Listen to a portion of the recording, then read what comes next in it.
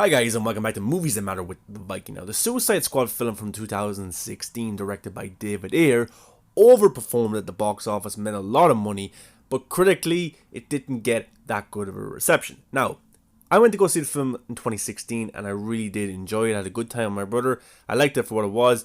The villain was crap, wasn't enough Joker. That was my negatives about it. But as the years have gone by, we have learned that there is an Ayer cut of this film, much like there is a Schneider cut of Justice League. Now, the Ayer cut hasn't been announced, but we're hoping that it will be announced at some stage. Maybe DC Fandom 2, which I don't think will be announced. But going down the line, depending on how Zack Snyder's Justice League is doing, I think the Ayer cut definitely will happen. David Ayer is a successful director, very good films, and he was hard done by, and he was effed over. And the Suicide Squad film is coming with James Gunn, and David Ayer is nowhere near that film. And considering he made nearly 800 million at the box office, or near 100 or 700 million, whatever it was, to not be brought back for any DC projects is very hard on David Ayer. You know, his film did gross a lot of money, but he's been quiet the last while. Maybe that's because the tax collector has been coming out, but he's back on the train of hyping his cut of the film. He goes, in my cut, the first scene is June Moon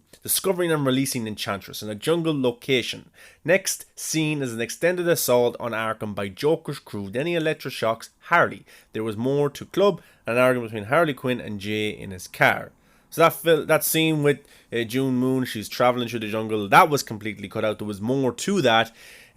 Joker's team, we get to see from the trailer, they're going through Arkham, and they are tearing up shit. But yeah, that would have been cool to see more of Joker. Joker was cut out a lot, so I'm sure there is more scenes of him interacting with his crew and the people who follow him. And he electroshocks Harley. We get to see a little bit of that in the film, but it's very, very, very brief. We don't really get to see much context of that. But there was more to the Harley Quinn and Joker and Common scene in the club. We know that the Joker makes Common commit suicide. He's that scared of Joker. And then there's a scene of Harley Quinn and Joker in the car, and they have an argument over what? I'm not too sure. We know that the relationship was falling apart as such in this film. Joker being very controlling of Harley Quinn, and maybe Harley Quinn not liking this anymore.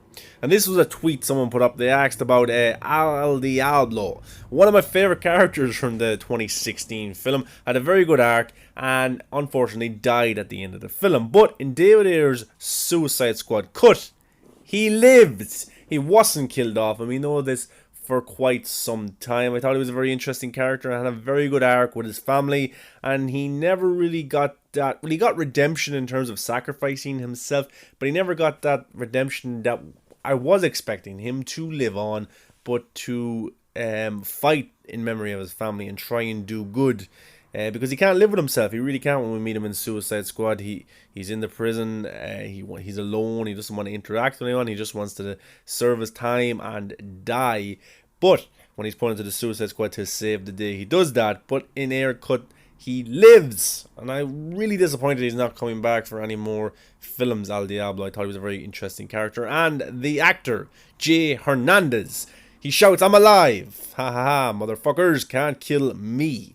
So in the Ayer cut, he is alive, and he's hyping that up, and he's not holding that back in any way. So look, I really can't wait when the Ayer cut does get released. Do I think it will be released? Absolutely. I think Zack Snyder's Justice League was a big opening for that to happen. And then you even see that Stallone is making a director's cut of Rocky 4. You can see that Godfather Part 3 is getting a new title, a new ending.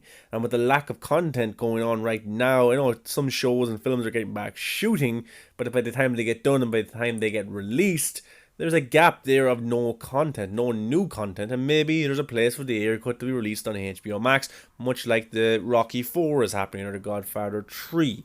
So the pandemic and the announcement of Zack Snyder's Justice League have made these things big possibilities. Then this person goes, why was he killed off then? David goes, the argument was because he killed his family, he had to die. It was either that or the backstory of his family would have been cut. Sometimes it's just triage to protect against the worst outcome. And that's bullshit. The studio making up these stupid rules that he killed his family, so that means he has to die. Or you either cut that scene out where his family dies because of him, and then he gets to live.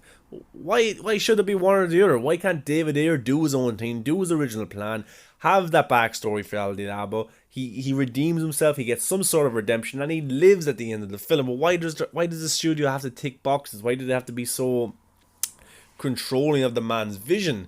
And I've no doubt that the Ayer cut is a way better film than the 2016 film, even though I did enjoy the 2016 film.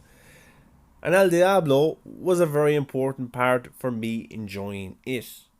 But for him to live and to see more of him in the film, absolutely. But that's bullshit from the studio having that much of a say. Now this person goes that, but that's the point of the character. He evolved past using his powers for evil. That's about the character getting redemption. And David Ayer goes, exactly. Closure and growth versus a mannequin universe delivering punishment. Now, this is why I like DC characters a little bit more. They're flawed, they go through shit, but they come out the other side of it. They grow, they have growth, much like Ben Affleck's Batman leading to the Justice League, much like Superman when he's going to be resurrected, he'll have a new form of growth. That's why I like DC characters. I like them. They're complex. They're troubled. They're effed up in the head. They go through shit, but they always come out the other side. Not exactly the same, but they're able to come out the other side of it. We all go through shit in our personal life. We grow, we learn, we get closure on things, and it makes us the person that we are today, whether that's good or bad. And DC definitely reflects on that in their films.